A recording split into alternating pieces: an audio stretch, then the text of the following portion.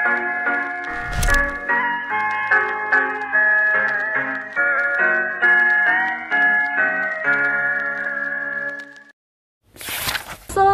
warahmatullahi wabarakatuh. Sunan Gresik atau dikenal dengan Maulana Malik Ibrahim umumnya dianggap sebagai wali pertama yang mendakwakan Islam di Jawa dan merupakan wali senior di antara para wali songo. Merupakan seorang yang gemar merangkul rakyat. Kebanyakan rakyat yang dirangkul ialah rakyat dari golongan bawah. Beliau menyebarkan agama Islam melalui pendidikan. Sedari kecil, Maulana Malik Ibrahim ini termasuk anak yang cerdas, alim, dan berwatak mulia. Setelah cukup dewasa, Maulana Malik Ibrahim ini diminta ayahnya Babat Jainul Alam untuk merantau berdakwah ke negeri selatan. Lantas seperti apakah lanjutan kisah dari Maulana Malik Ibrahim? Saksikan dari kami dari kelompok 3. Saya Cindri Fitullah selaku narator. Saya Muhammad Tarin Agus sebagai Sunan Gresik. Saya Sugiarto Mamunto sebagai pendeta. Saya Marlina sebagai ibu kepala desa. Saya Silvana Kolanun sebagai putri ibu kepala desa. Maulana Malik Ibrahim pergi belayar ke negeri selatan, mengarungi samudra berhari-hari. Beliau kemudian berlabuh di Sedayu Gresik. Setelah mendarat di kota Gresik, beliau berjalan sebentar menelusuri kota Gresik. Hingga akhirnya beliau melihat seorang pekerja yang dihadang oleh sekelompok penjahat. Sekelompok penjahat tersebut bertarung dengan pekerja tersebut. Sayangnya seorang pekerja tumbang. Akhirnya Maulana Malik Ibrahim bergegas melawan sekelompok penjahat tersebut. Terima kasih Tuhan, karena telah menyelamatkan saya. Saya tidak tahu bagaimana membalas budi kepada Tuhan. Jangan berterima kasih kepada saya. Berterima kasihlah kepada Gusti Allah. Saya hanya numpang lewat saja. Ini sudah menjadi tugas saya untuk saling tolong menolong. Kalau boleh tahu siapa namamu Tuhan?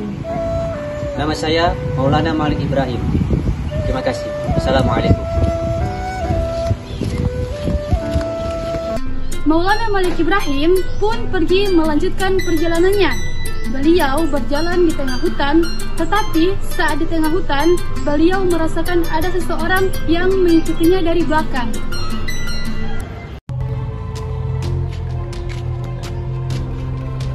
Sampai kapan kamu akan mengikuti saya?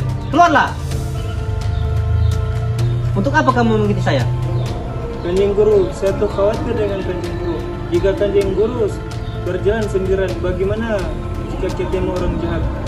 Baiklah, Kanjeng sudah mengusir saya. Saya akan menunggu di sini sampai seumur hidup. Baiklah, kamu ikuti saya. Baru kali ini ada orang yang membuat saya gagal merampok. Ada kalian. Senang saya kalian selalu datang ke tempat ini untuk mendoakan Sang Hayang Taya. Saya juga selalu mendoakan hal yang sama. Semoga pemimpin di desa ini selalu diberikan kesehatan. Terima kasih Pak Pendeta telah mendoakan ibu saya. Itu saja. Itu sebagai kewajiban saya sebagai pendeta agung. Saya sebagai pendeta agung permisi. Begitu banyaknya masyarakat yang miskin di daerah sini. Iya Kanjeng Guru.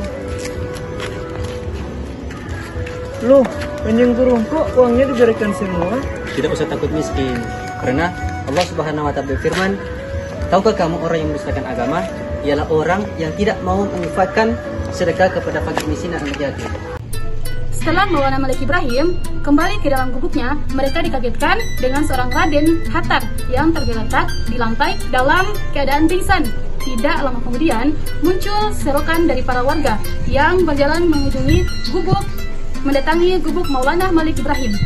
Mereka langsung membawa Raden keluar dari gubuk tersebut dan mencari tempat yang aman.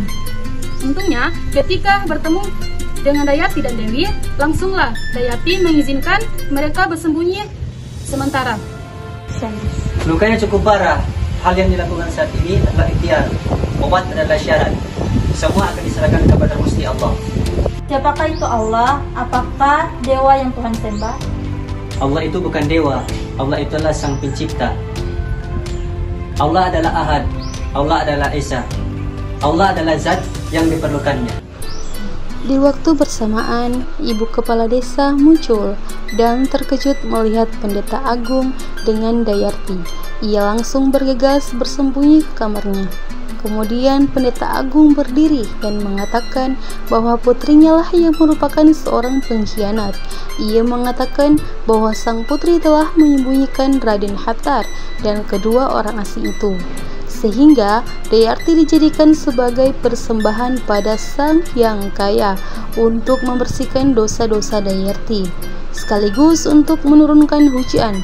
Pendeta agung langsung memanggil para warga untuk membawa putri ke tempat persembahan. Mendengarkan hal tersebut, ada warga langsung mencari Maulana Malik Ibrahim. Ia akhirnya bertemu dengan beliau di hutan. Ia langsung mengatakan bahwa pendeta agung tersebut sudah menangkap sang putri. Ia meminta pertolongan kepada Maulana Malik Ibrahim untuk menyelamatkan sang putri. Beliau pun terkejut mendengarkan hal itu. Lalu ia menyarankan bahwa lebih baik mengobati Raden terlebih dahulu. Wahai Sang Hayataya, pada hari ini saya akan mempersembahkan Putri Dayarti untuk membersihkan desa ini dari malapetaka dan bencana. Sungguh berita busuk, kau adalah penjahatnya.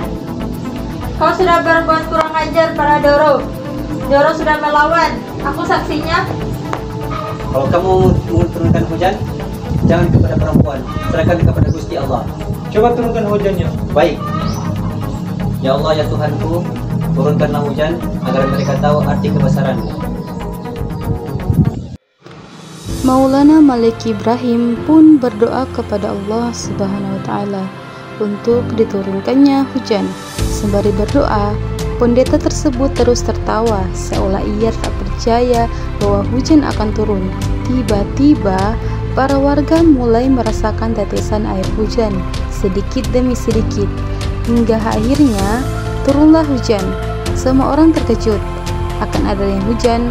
Setelah kesekian lama keringan, para warga melompat dengan senang menyambut turunnya hujan.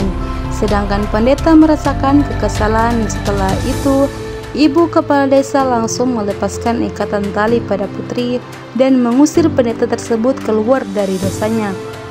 Selesai cerita tersebut, para warga termasuk kepala desa, putri, berkumpul menghadap Maulana Malik Ibrahim. Disitulah rupanya mereka ingin berterima kasih dan meminta bimbingan untuk bertaubat dan mengikuti ajaran besar. Maulana Malik Ibrahim pun senang mendengar hal tersebut. Akhirnya Maulana Malik Ibrahim membantu membacakan syahadat bersama mereka. Akhir cerita, Maulana Malik Ibrahim bersama muridnya diperbolehkan untuk tinggal di desa tersebut. Ia kemudian mendirikan sebuah pesantren di desa dan membangun sebuah masjid untuk dijadikan tempat beribadah pada warga.